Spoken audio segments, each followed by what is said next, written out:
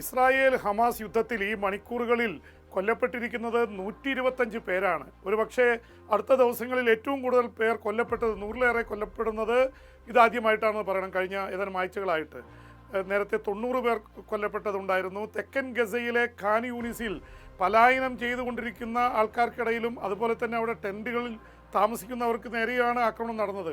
കൊല്ലപ്പെട്ടവരിൽ 25 പേർ കുട്ടികളാണ് എന്നുകൂടി അറിയുമ്പോൾ ഇതിൻ്റെ ഭീകരത ബോധ്യമാവും. എന്തായാലും ഇസ്രായേലിനെ സംബന്ധിച്ചിടത്തോളം കിരാതമായിട്ടുള്ള ആക്രമണം നടന്നുകൊണ്ടിരിക്കുകയാണ്. കാരണം കൂടുതലും സ്ത്രീകളും കുട്ടികൾക്കുമെതിരെയാണ് ആക്രമണം നടക്കുന്നത്. മരണസംഖ്യ 39,200 കവിഞ്ഞിരിക്കുന്നു. ഒരുപക്ഷെ അനൗദ്യോഗിക കണക്കൂടി എടുത്താൽ 40,000-നടുത്ത് മരണസംഖ്യ എത്തുകയാണ്. പലസ്തീനികൾ കൊല്ലപ്പെട്ടത് കഴിഞ്ഞ 10 മാസത്തിനുള്ളിൽ.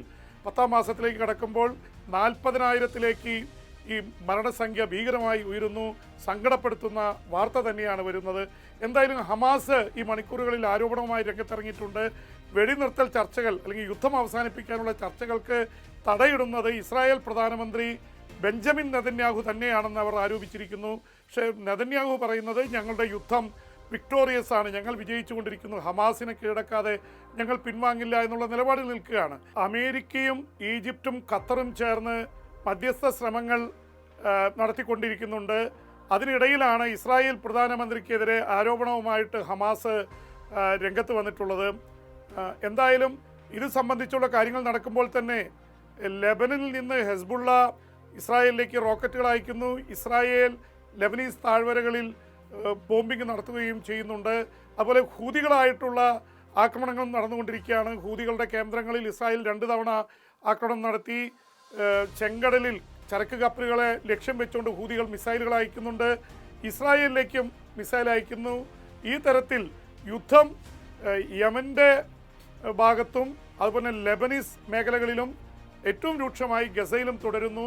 എന്ന് മാത്രമല്ല, ഗസയിലെ ഖാൻ യൂനിസിൽ തെരുവ് യുദ്ധം നടക്കുന്നു എന്ന റിപ്പോർട്ടുകളാണ് ഈ മണിക്കൂറുകളിൽ വരുന്നത്. ഇസ്രായേലിൻ്റെ ടാങ്കുകൾ വലിയ രീതിയിൽ തീ വർഷിച്ചുകൊണ്ടിരിക്കുകയാണ്. അതിനെ നേരിട്ടുകൊണ്ട് ഹമാസിൻ്റെ പ്രവർത്തകരുടെ ഏറ്റുമുട്ടലും ഉണ്ട്. തെരുവ് യുദ്ധം പോലെയാണ് കാര്യങ്ങൾ. അതിനിടയിലാണ് ലക്ഷക്കണക്കിന് ജനം അവിടുന്ന് പലായനം ചെയ്യുന്നത്. യുദ്ധം ആരംഭിച്ച ദിവസങ്ങളിൽ, ആദ്യ ദിവസങ്ങളിൽ വടക്കൻ ഗസയിലാണ് കേന്ദ്രീകരിച്ചത് ഇസ്രായേൽ സേന. പിന്നീട് അവർ തെക്കൻ ഗസയിലേക്ക് രക്ഷപ്പെട്ടോളാൻ പറഞ്ഞു ജനങ്ങളോട്. പക്ഷേ തെക്കൻ ഗസയിലെ ഖാൻ യൂനിസ് എന്ന നഗരത്തിലാണ് ഏറ്റവും കൂടുതൽ ജനങ്ങൾ തിങ്ങിപ്പാർത്തിരുന്നത്. അവിടെയാണ് ഇപ്പോൾ കഴിഞ്ഞ മാസങ്ങളിലായിട്ട് അവർ ആക്രമണം നടത്തുന്നത്. ഹമാസ് കേന്ദ്രീകരിച്ചിരിക്കുന്നത് ഖാൻ യൂനിസിലാണ് എന്ന് പറഞ്ഞുകൊണ്ടാണ് ആ തരത്തിലുള്ള ആക്രമണം നടക്കുന്നത്. പിന്നീട് ഖാൻ യൂനിസിൽ ആക്രമണം വന്നപ്പോഴാണ് റഫയിലേക്ക് ജനങ്ങൾ പോയത്. ഏതാണ്ട് ഒരു 14 ലക്ഷം പേര്, 23 ലക്ഷത്തിൽ 14 ലക്ഷം പേര് റഫയിലുണ്ടായിരുന്നു. പക്ഷേ റഫ വ്യാപകമായ ആക്രമണത്തിന് വിധേയമായതോടെയാണ് ജനങ്ങൾ ഖാൻ യൂനിസിലേക്കും മറ്റു നഗരങ്ങളിലേക്കും മാറിയത്. ഇപ്പോൾ ഖാൻ യൂനിസ് കേന്ദ്രീകരിച്ചാണ് ആക്രമണം നടന്നുകൊണ്ടിരിക്കുന്നത്. യഥാർത്ഥത്തിൽ അമേരിക്ക ഇസ്രായേൽ ബന്ധം അല്പം വഷളായി നിൽക്കുമ്പോഴാണ് അതിപ്രധാനമായിട്ടുള്ളൊരു യാത്ര ഇസ്രായേൽ പ്രധാനമന്ത്രി നെതന്യാഹു അമേരിക്കയിലേക്ക് നടത്തിയത്. അദ്ദേഹം ഈ മണിക്കൂറുകളിൽ US കോൺഗ്രസിനെ അഭിസംബോധന ചെയ്ത് സംസാരിച്ചു. ഒരു ഭാഗത്ത് US കോൺഗ്രസിനെ അഭിസംബോധന ചെയ്തുകൊണ്ട് നെതന്യാഹു സംസാരിക്കുമ്പോൾ തന്നെ പുറത്ത് വാഷിങ്ടണിൽ പലസ്തീൻ അനുകൂലികളായിട്ടുള്ള 10,000-കണക്കിന് ആൾക്കാർ പ്രതിഷേധ പ്രകടനം നടത്തുകയായിരുന്നു. നെതന്യാഹുവിനെ US കോൺഗ്രസിൽ സംസാരിക്കാൻ ക്ഷണിച്ചതിന് എതിരായിട്ടായിരുന്നു പലസ്തീൻ അനുകൂലികളുടെ പ്രകടനം. അവർ US പതാക കത്തിച്ചു, ഒപ്പം തന്നെ നെതന്യാഹുവിൻ്റെ കോലം കത്തിച്ചു. ഇതിനെതിരെ ഇത് വളരെ ഡിസ്ഗ്രേസ്ഫുൾ ആയിട്ടുള്ള, ഇത് അപമാനകരമാണ് എന്ന് വൈറ്റ് ഹൗസ് പ്രതികരിച്ചു. എന്ന് മാത്രമല്ല, പ്രതിഷേധ പ്രകടനത്തിൽ അക്രമം നടത്തിയ 9 പേരെ അവിടുത്തെ വാഷിങ്ടണിൽ പോലീസ് അറസ്റ്റ് ചെയ്തിട്ടുണ്ട്. എന്തായാലും പുറത്ത് പ്രതിഷേധം, അകത്ത് നെതന്യാഹുവിൻ്റെ പ്രസംഗം. എന്തായാലും നെതന്യാഹുവിൻ്റെ നിലപാടുകളിൽ എതിർപ്പുള്ള ഡെമോക്രാറ്റുകൾ, 80 ഡെമോക്രാറ്റിക് പാർട്ടി അംഗങ്ങൾ ഈ പ്രസംഗം കേൾക്കാതെ മാറി നിന്നു എന്നുള്ളത് ഒരു പക്ഷേ ഇസ്രായേലിനെ അത്ഭുതപ്പെടുത്തുന്ന വാർത്തയാണ്. ഇസ്രായേലിനെ സംബന്ധിച്ചിടത്തോളം അത് വല്ലാത്ത ഒരു തിരിച്ചടിയാണ്. ഒപ്പം തന്നെ ഇപ്പോഴത്തെ വൈസ് പ്രസിഡന്റ്, ഡെമോക്രാറ്റിക് പാർട്ടിയുടെ പ്രസിഡന്റ് സ്ഥാനാർത്ഥിയായിട്ട് വരുന്ന കമല ഹാരിസും ആ പ്രസംഗത്തിൽ കേൾക്കാൻ, നെതന്യാഹുവിൻ്റെ പ്രസംഗം കേൾക്കാൻ ഉണ്ടായിരുന്നില്ല എന്ന വാർത്ത കൂടി വരുന്നു. എന്തായാലും അവിടുത്തെ പ്രസിഡന്റ്, US പ്രസിഡന്റ് ജോ ബൈഡനെയും വൈസ് പ്രസിഡന്റ് കമല ഹാരിസിനെയും നേരിട്ട് കാണുന്നുണ്ട് നെതന്യാഹു. അവർ കൂടിക്കാഴ്ച നടത്തും.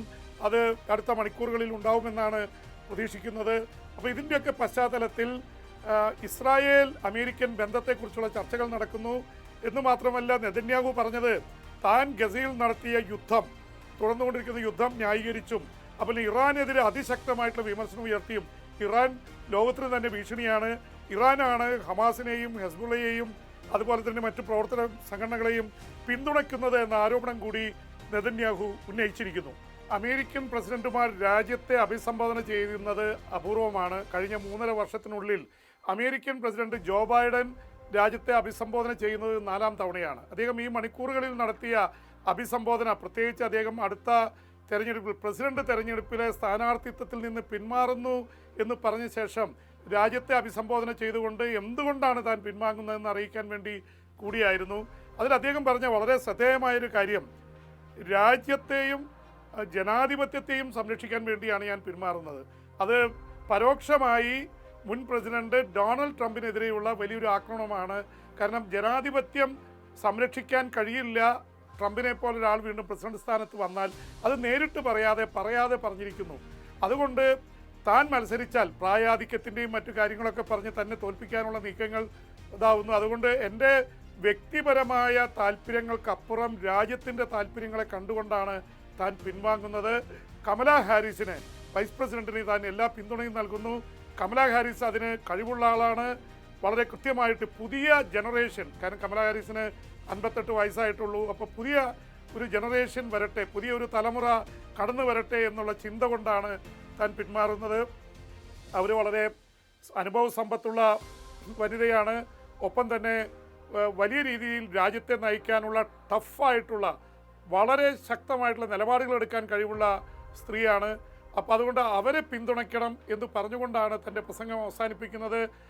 ഓവൽ ഓഫീസിൽ നിന്ന് അദ്ദേഹം പറഞ്ഞു, 3.5 വർഷക്കാലത്ത് അദ്ദേഹം ചെയ്ത കാര്യങ്ങളെക്കുറിച്ച് പറഞ്ഞു, ജനാധിപത്യത്തെ സംരക്ഷിക്കാൻ വേണ്ടി നടത്തിയ പോരാട്ടങ്ങൾ, തനിക്ക് എതിരായിട്ട് നിന്ന മുൻ പ്രസിഡന്റ് ഡൊണാൾഡ് ട്രംപ് അദ്ദേഹം എങ്ങനെയാണ് ജനാധിപത്യത്തെ അട്ടിമറിക്കാൻ ശ്രമിച്ചത് എന്നുള്ള തരത്തിലുള്ള കാര്യങ്ങൾ പറഞ്ഞു. ഇതുവരെ ആ തോൽവി പോലും അംഗീകരിക്കാൻ അദ്ദേഹത്തിന് കഴിഞ്ഞിട്ടില്ല, താൻ ജയിച്ചുവെന്ന് കള്ളം പറഞ്ഞുകൊണ്ടിരിക്കുകയാണ്. അപ്പം അങ്ങനെ ഒരാളെ ഇനി വീണ്ടും അധികാരത്തിൽ കൊണ്ടുവരാൻ കഴിയില്ല എന്നുള്ള തരത്തിലുള്ള ഒരു അഭിസംബോധനയാണ് അദ്ദേഹം നടത്തിയത്. രാജ്യത്തിന് വേണ്ടി ചെയ്ത വലിയ നേട്ടങ്ങളെക്കുറിച്ച്, സാമ്പത്തിക രംഗത്ത് മറ്റു മേഖലകളിൽ ചെയ്തിട്ടുള്ള കാര്യങ്ങളെക്കുറിച്ചും ജനാധിപത്യം സംരക്ഷിക്കാൻ നടത്തിയ പോരാട്ടങ്ങളെക്കുറിച്ചും അദ്ദേഹം പറഞ്ഞു. 50 വർഷം നീണ്ട തൻ്റെ പ്രവർത്തനം, 29 വയസ്സിലധികം ആദ്യം സെനറ്റിൽ വന്നതാണ്. അതിനെ തുടർന്ന് ഏതാണ്ട് 50 വർഷം നീണ്ട തൻ്റെ പ്രവർത്തനങ്ങളെക്കുറിച്ച് ഉള്ള കാര്യങ്ങൾ അദ്ദേഹം വിശദീകരിച്ചു. ഇതൊക്കെ അദ്ദേഹത്തെ സംബന്ധിച്ചിടത്തോളം ഒരുപക്ഷെ വിടവാങ്ങുന്നതിന് മുമ്പുള്ള തൻ്റെ നേട്ടങ്ങൾ പറയാനുള്ള വേദി കൂടിയായിട്ട് ജോ ബൈഡൻ ഉപയോഗിക്കുകയായിരുന്നു. കമലാ ഹാരിസ് ഇതിനിടയിൽ വിസ്കോൺസിൻ ആദ്യത്തെ റാലിയെ അഭിസംബോധന ചെയ്തുകൊണ്ട് അതിശക്തമായ ഭാഷയിലാണ് ട്രംപിനെ കുറ്റപ്പെടുത്തിയത്. ട്രംപ് ഒരു തരത്തിലും ജനാധിപത്യത്തെ സംരക്ഷിക്കുന്ന ആളല്ല എന്നുള്ള തരത്തിൽ പറഞ്ഞു. ഒരുപക്ഷെ ജോ ബൈഡൻ പറഞ്ഞ ചില കാര്യങ്ങളെ പിന്തുണച്ചുകൊണ്ട് സംസാരിക്കുകയും ചെയ്തു.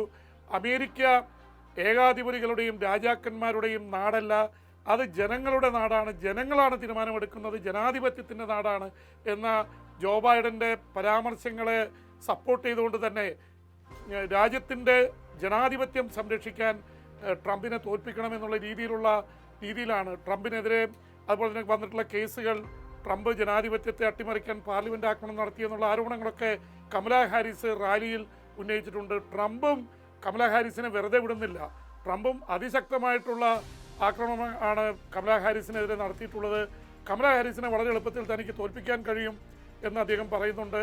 അതുപോലെ തന്നെ വലിയ റാഡിക്കലായിട്ടുള്ള ഒരു ഇടതുപക്ഷ ചിന്താഗതിയുള്ള ആളാണ് കമലാ ഹാരിസ് എന്ന് വരുത്തി തീർക്കാനും ശ്രമിക്കുന്നുണ്ട്. നേരത്തെയും ഡെമോക്രാറ്റിക് സ്ഥാനാർത്ഥികൾക്കെതിരെ ട്രംപ് തന്ത്രപൂർവ്വം പ്രയോഗിച്ചിട്ടുള്ള വാക്കുകളാണത്. ദേ ആർ റാഡിക്കൽസ്, ഇടതുപക്ഷക്കാരാണ്, കമ്മ്യൂണിസ്റ്റുകാരാണ്, ഇടതുപക്ഷക്കാരാണെന്ന് പറഞ്ഞാൽ അമേരിക്കയിൽ ഒരുപക്ഷെ ഒരു വലതുപക്ഷ ചിന്താഗതിക്കാരെ സ്വാധീനിക്കാൻ കഴിയുമെന്നുള്ളത് കൊണ്ടുകൂടിയായിരിക്കും ട്രംപ് റാഡിക്കൽ എന്ന വാക്ക് പറഞ്ഞുകൊണ്ട് കമലാ ഹാരിസിനെ കടന്നാക്രമിച്ചിട്ടുള്ളത്. വരും ദിവസങ്ങളിൽ ട്രംപും കമലാ ഹാരിസും തമ്മിൽ നേരിട്ടുള്ള ഏറ്റുമുട്ടൽ, വാഗ്വാദങ്ങൾ കൂടാനാണ് സാധ്യത.